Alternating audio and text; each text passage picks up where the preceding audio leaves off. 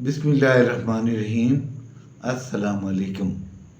आज मैं आपसे ये पूछना चाहता हूँ कि इंसानी तजर्बात क्या होते हैं और उसकी ज़िंदगी पर, फ़र्द की ज़िंदगी पर इंसानी तजर्बा कैसे असरअंदाज होता है। इस तमाम बात को समझने के लिए हम जोड़ते हैं अपनी बात को फिनोमिनोलॉजी के साथ। लेकिन उससे पहले मैं आपसे एक कहानी शेयर करना चाहता हूँ। मैं एक पर्सन विद डिसेबिलिटीज़ को जानता हूँ, एक खातून जो डिसेबिलिटीज़ के साथ है। उन्होंने अपने डिसेबिलिटी के एक्सपीरियंसेस शेयर करते हुए मुझे बताया कि जब मैं किसी बिल्डिंग में जाती हूँ और वहाँ रैंप नहीं होता और लोग मेरी व्हील चेयर को उठा के चलते हैं, तो मुझे ये महसूस होता है कि जैसे मेरा ज़िंदा होते हुए जनाजा उठकर जा रहा है। तो यहाँ से मुझे समझ आई है कि फिनोमिनोलॉजी क्या है, फिनोमिनोलॉजी की क्या अहमियत है। जैसा कि हमने पिछली वीडियो से फिनोमिनोलॉजी क्वालिटेटिव रिसर्च पे फोकस करना शुरू किया है और इस वीडियो में हम क्वालिटेटिव रिसर्च की सब टाइप फिनोमिनोलॉजी को डिस्कस करेंगे, इसका जायज़ा लेंगे। फिनोमिनोलॉजी ऐसी क्वालिटेटिव रिसर्च की शाख है जो ह्यूमन एक्सपीरियंस पे फोकस करती है, उसका जायज़ा लेती है। वैसे तो तमाम की तमाम जो क्वालिटेटिव रिसर्च की एग्ज़ाम हैं वो फिनोमिनोलॉजी से अलग नहीं की जा सकती। उन तमाम का बुनियादी एलिमेंट है फिनोमिनोलॉजी। ये मैं आपको बताता चलूँ, ये मैं आपको बहुत ही अहम बात बता रहा हूँ। तो लेकिन फिर फ़र्क क्या है कि जो दीगर अक़साम से फिनोमिनोलॉजी को जुदा करती हैं। वो फ़र्क है जनाब वाला फिनोमिनोलॉजी के अलग से डेवलप्ड टूल का।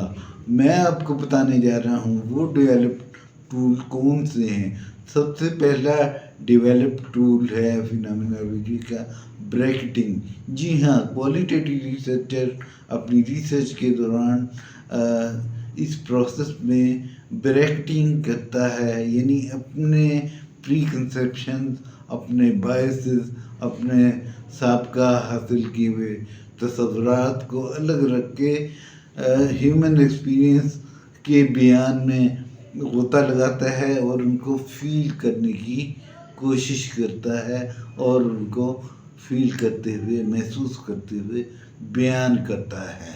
ब्रैकेटिंग के बाद जो दूसरा टूल है वो है लिव्ड एक्सपीरियंस, यानी क्वालिटेटिव रिसर्चर फ़र्द के तजर्बात को, ज़िंदगी के तजर्बात को या किसी ख़ास तजर्बे को समझता है, फील करता है और इंटरप्रेट करता है। इसको हम फिनोमिनोलॉजी का दूसरा टूल लिव्ड एक्सपीरियंस के नाम से समझते और जानते हैं। फिनोमिनोलॉजी का तीसरा टूल है एसेंस।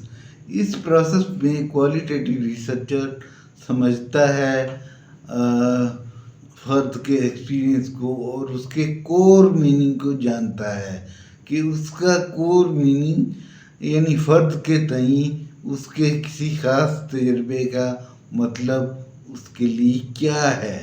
मसलन बीइंग ए मदर होने का एक्सपीरियंस क्या है, और इल्म की तमाम शाखों में ये एसेंस का जो टूल है वो समझा जाता है।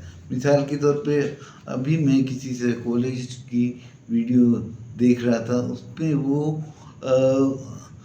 उस एक्सपीरियंस का जायज़ा ले रही थी, बता रही थी कि कोई भी फ़र्द जो किसी के कमेंट को सुनने के तजर्बे को कैसे महसूस करता है और उसके वो अपने ऊपर कैसे असरात मुरतब कर लेता है। वो असल में बात कर रही थी सेंसिटिव शख्सियात का। तो यहाँ से मुझे एसेंस की मज़ीद समझ आई है कि फिनोमिनोलॉजी का एसेंस का टूल क्या है। मज़ीद हम बात करते हैं कि इसको एनालाइज कैसे करता है क्वालिटेटिव रिसर्चर تو کوالیٹیٹیو ریسرچر اس کو انالائز ایسے ہی کرتا ہے جیسے کہ میں نے آپ کو پہلے بتایا ہے، کوڈنگ کے ذریعے، میموئنگ کے ذریعے، اور وہ تمام جو ڈیٹا ہے جو کسی خاص پارٹیسپینٹ سے وہ حاصل کرتا ہے تو اس کو وہ ٹرانسکرائب کرتا ہے، لکھ لیتا ہے، اور اس کے بعد وہ اس کی کوڈنگ اور میموئنگ کرتا ہے، یعنی کسی خاص تھیم کے انڈر ڈیٹا کا جو پورشن آتا ہے اس کو نشاندہی کر کے، اس کو مارک کر کے، اور اس کو الگ سے انورٹڈ کاماز میں اپنی ریسرچ کا حصہ بناتا ہے، اور اس کو وہ پارٹیسپینٹ اے یا پارٹیسپینٹ بی کے نام سے اس کا حوالہ دیتا ہے، اور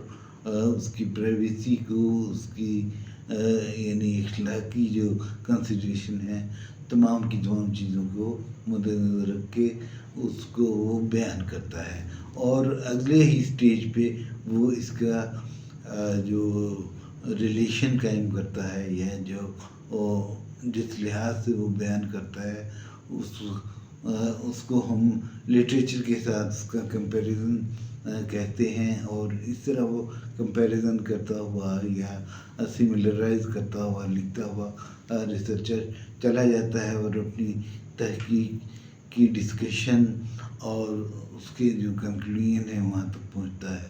تو یہ تھی بات آج کی ہماری فینومینالوجی کی۔ امید ہے آپ کو پسند آئی ہوگی۔ ایسی ویڈیوز دیکھنے کے لیے ہمیں لائک ضرور کیجیے گا، ہمیں سبسکرائب کیجیے گا اور شیئر کیجیے گا۔